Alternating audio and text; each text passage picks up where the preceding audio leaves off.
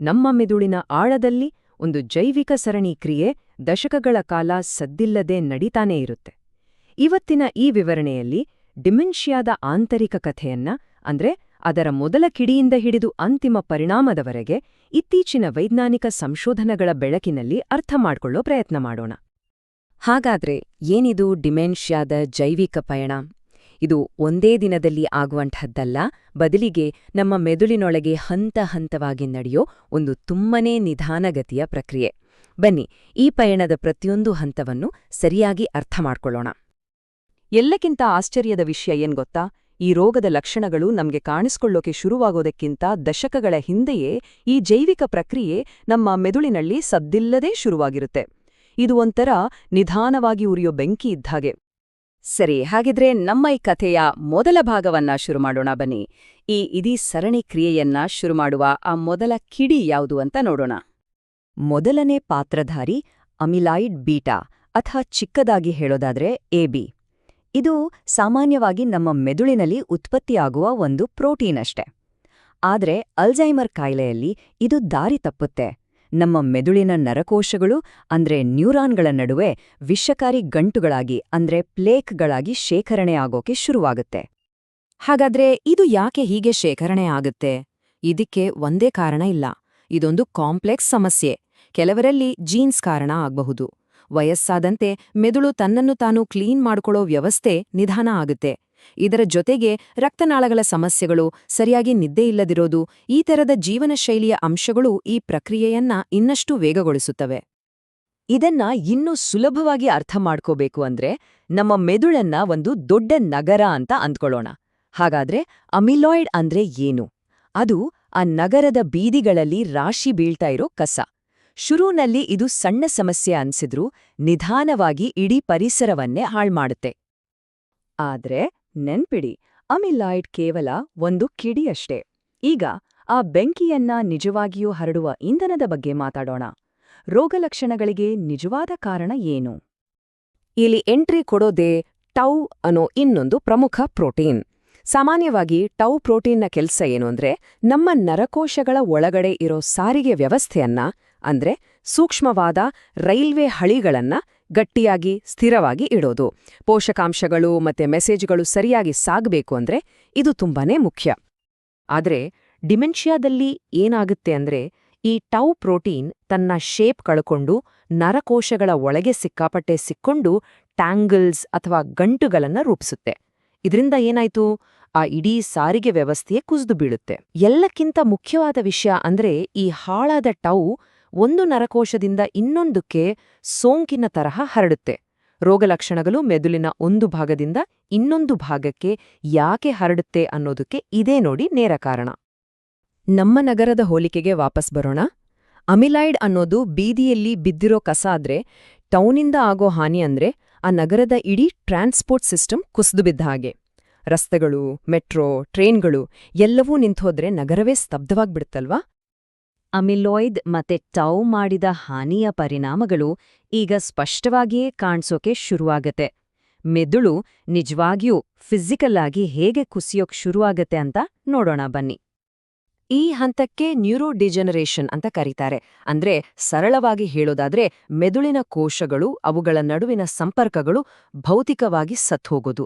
ಇದರ ಪರಿಣಾಮವಾಗಿ ಮೆದುಳಿನ ಗಾತ್ರವೇ ಕುಗ್ಗೋಕೆ ಶುರುವಾಗತ್ತೆ.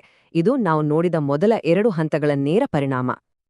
ಈ ಹಾನಿ ಮೆದುಳಿನ ಕೆಲವು ನಿರ್ದಿಷ್ಟ ಭಾಗಗಳ ಮೇಲೆ ಜಾಸ್ತಿ ಪರಿಣಾಮ ಬೀರುತ್ತೆ. ಉದಾಹರಣೆಗೆ ನಮ್ಮ ನೆನಪುಗಳ ಕೇಂದ್ರವಾದ ಹಿಪೋಕ್ಯಾಂಪಸ್, ಹಾಗೆ ನಮ್ಮ ಯೋಜನೆ, ನಿರ್ಧಾರ ಮಾಡುವ ಸಾಮರ್ಥ್ಯ, ನಮ್ಮ ವ್ಯಕ್ತಿತ್ವವನ್ನೇ ನಿಯಂತ್ರಿಸುವ ಫ್ರಂಟಲ್ ಲೋಬ್ಸ್. ಈ ಪ್ರಮುಖ ಪ್ರದೇಶಗಳು ಕುಗ್ಗಿದಾಗ ಮರವು, ಗೊಂದಲ ಮತ್ತೆ ವ್ಯಕ್ತಿತ್ವದಲ್ಲಿ ಬದಲಾವಣೆ, ಈ ತರಹದ ಲಕ್ಷಣಗಳು ಸ್ಪಷ್ಟವಾಗಿ ಕಾಣಿಸೋಕೆ ಶುರುವಾಗುತ್ತೆ. ನಮ್ಮ ನಗರದ ಹೋಲಿಕೆಯಲ್ಲಿ ಹೇಳೋದಾದ್ರೆ ನ್ಯೂರೋಡಿಜೆನರೇಷನ್ ಅಂದ್ರೆ ನಗರದ ದೊಡ್ಡ ದೊಡ್ಡ ಕಟ್ಟಡಗಳು ಕುಸಿದು ಬೀಳೋದು, ರಸ್ತೆಗಳು ಮಾಯ ಆಗೋದು, ಆ ನಗರ ತನ್ನ ಮೂಲ ಸ್ವರೂಪವನ್ನೇ ಕಳೆದುಕೊಡ್ತಿ.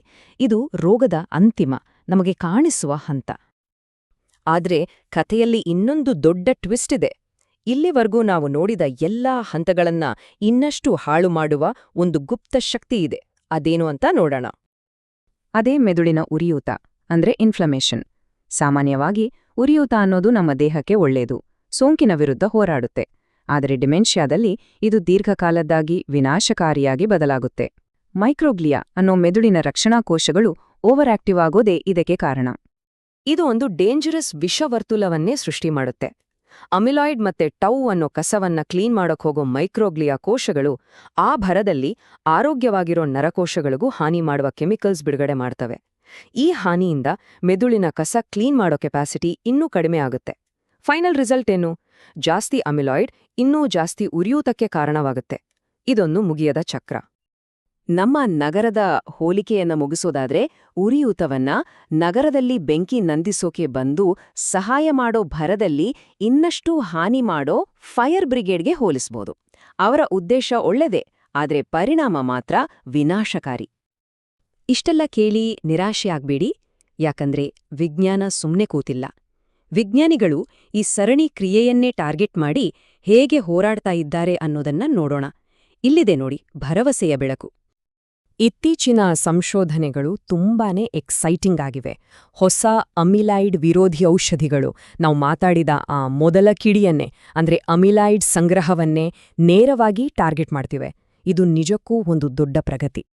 ಉದಾಹರಣೆಗೆ ಲೆಕಾನಮ್ಯಾಬ್ ಮತ್ತೆ ಡೊನಾನಮ್ಯಾಬ್ ಅನ್ನೋ ಹೊಸ ಔಷಧಿಗಳು ಆರಂಭಿಕ ಹಂತದ ಅಲ್ಝೈಮರ್ ಇರೋ ರೋಗಿಗಳಲ್ಲಿ ಜ್ಞಾನ ಕುಸಿಯೋ ವೇಗವನ್ನ ಸುಮಾರು 25-35% ನಿಧಾನಗೊಳಿಸಿವೆ ಅಂತ ಕ್ಲಿನಿಕಲ್ ಟ್ರಯಲ್ಸ್ ತೋರಿಸಿವೆ. ಇದು ಈ ಕ್ಷೇತ್ರದಲ್ಲಿ ಒಂದು ದೊಡ್ಡ ಮೈಲಿಗಲ್ಲು ಮತ್ತು ನಾವು ಸರಿಯಾದ ದಿಕ್ಕಿನಲ್ಲಿ ಹೋಗ್ತಾ ಇದ್ದೀವಿ ಅನ್ನೋದಕ್ಕೆ ಸಾಕ್ಷಿ. ಇನ್ನೂ ಒಂದು ಹೆಜ್ಜೆ ಮುಂದೆ ಹೋಗಿ ರೋಗವನ್ನ ಆದಷ್ಟು ಬೇಗ ಪತ್ತೆ ಹಚ್ಚೋದು ಮುಂದಿನ ಗುರಿ. ಶೀಘ್ರದಲ್ಲೇ ಬರ್ಲಿರೋ ಹೆಚ್ಚು ನಿಖರವಾದ ಬ್ಲಡ್ ಟೆಸ್ಟ್ಗಳು ದುಬಾರಿಯಾದ ಪಿಇಟಿ ಸ್ಕ್ಯಾನ್ಗಳ ಜಾಗವನ್ನೇ ತೆಗೆದುಕೊಳ್ಬಹುದು. ಅಷ್ಟೇ ಅಲ್ಲ, ಆರ್ಟಿಫಿಷಿಯಲ್ ಇಂಟೆಲಿಜೆನ್ಸ್ ಅಂದ್ರೆ ಎಐ ಎಂಆರ್ಐ ಸ್ಕ್ಯಾನ್ಗಳನ್ನ ಮತ್ತೆ ನಮ್ಮ ಮಾತಿನ ಶೈಲಿಯನ್ನ ವಿಶ್ಲೇಷಿಸಿ ರೋಗದ ತುಂಬನೇ ಆರಂಭಿಕ ಚಿಹ್ನೆಗಳನ್ನ ಪತ್ತೆ ಮಾಡೋಕೆ ಸಹಾಯ ಮಾಡ್ಲಿದೆ. ಸರಿ, ಹಾಗದ್ದೇ ನಾವಿವತ್ತು ಕಲಿತ 4 ಮುಖ್ಯ ಅಂಶಗಳನ್ನ ಒಮ್ಮೆ ನೆನಪು ಮಾಡ್ಕೊಳ್ಳೋಣ. 1. ಅಮಿಲಾಯ್ಡ್, ಇದು ಬೆಂಕಿಯ ಮೊದಲ ಕಿಡಿ. 2. ಟೌ, ಇದು ಬೆಂಕಿಯನ್ನ ಹರಡೋ ಇಂಧನ, ರೋಗಲಕ್ಷಣಗಳಿಗೆ ನೇರ ಕಾರಣ. 3. ನ್ಯೂರೋಡಿಜೆನರೇಷನ್, ಇದು ಅಂತಿಮ ನಮ್ಗೆ ಕಾಣುವ ಹಾನಿ. ಮತ್ತು 4. ಉರಿಯೂತ, ಇದು ಇಡೀ ಪ್ರಕ್ರಿಯೆಯನ್ನ ವೇಗಗೊಳಿಸೋ ಬಿರುಗಾಳಿ. ಈ 4 ಅಂಶಗಳನ್ನ ಅರ್ಥ ಮಾಡ್ಕೊಂಡ್ರೆ ಈ ರೋಗದ ವಿರುದ್ಧದ ಹೋರಾಟ ಸುಲಭವಾಗುತ್ತೆ. ಹಾಗಾದ್ರೆ ಕೊನೆಗೊಂಡು ಪ್ರಶ್ನೆ, ಈ ರೋಗದ ಜೈವಿಕ ಪ್ರಕ್ರಿಯೆಯನ್ನ ಅದರ ಲಕ್ಷಣಗಳು ಕಾಣಿಸ್ಕೊಳ್ಳೋಕೆ ಶುರುವಾಗೋ ಮೊದಲೇ ಪತ್ತೆ ಮಾಡೋ ಟೆಕ್ನಾಲಜಿ ನಮ್ಮ ಕೈಯಲ್ಲಿದ್ರೆ ಭವಿಷ್ಯದಲ್ಲಿ ಚಿಕಿತ್ಸೆಗಿಂತ ತಡೆಗಟ್ಟುವಿಕೆಯೇ ದೊಡ್ಡ ಪರಿಹಾರ ಆಗ್ಬಹುದಾ? ಇದ್ರ ಬಗ್ಗೆ ಯೋಚಿಸಿ.